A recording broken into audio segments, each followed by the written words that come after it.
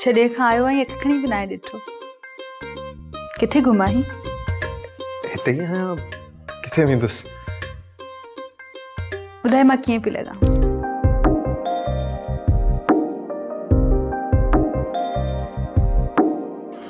सुठी पई लॻी, ॾाढी सुठी। हाणे छो पियो तारीफ़ करी? पहिरीं न पियो करे सघी? हींअर त मुलाक़ात थी आहे, कीअं कयां? हींअर छो मिलिया आहियो? हाँ? पहिरीं छो न पियो मिली सघूं? मां बि त आई आहियां तोसां मिलण। महिमान तव्हांजा आयल आहिनि एतिरा सारा,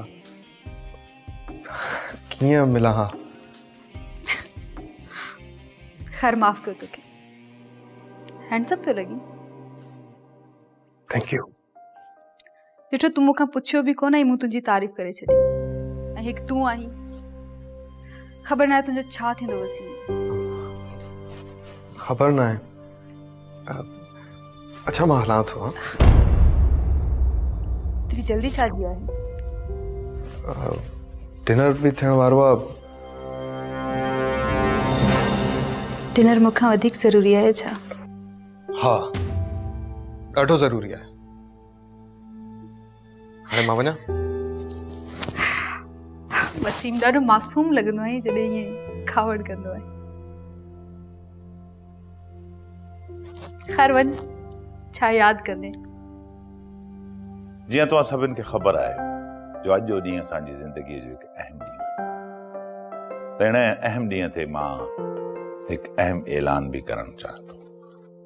पर अगरि अॼु जी राति खे मां वधीक अहम बणायां, ख़ुशगवार बणायां ऐं अकेलो बि हीउ ऐलान करां त मूंखे सुठो कोन लॻे थो।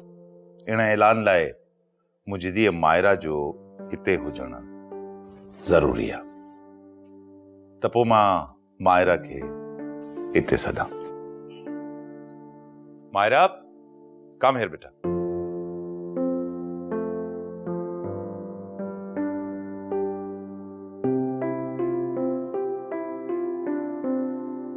हाणे मां हिकु अहिड़े शख़्स खे तव्हां सां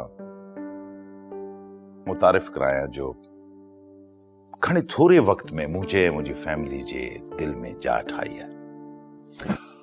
अरे वसीम,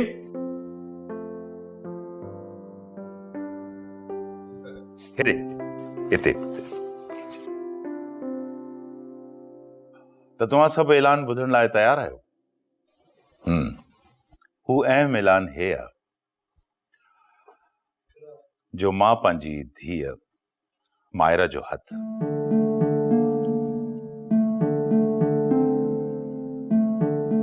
वसीम जे हथ में ॾियण लाइ तयार आहियां। ड्रामा सीरियल फासला जा तमाम एपिसोड्स ॾिसो हाणे HD क्वालिटीअ में। विज़िट करियो असांजो YouTube channel Sindh TV HD drama.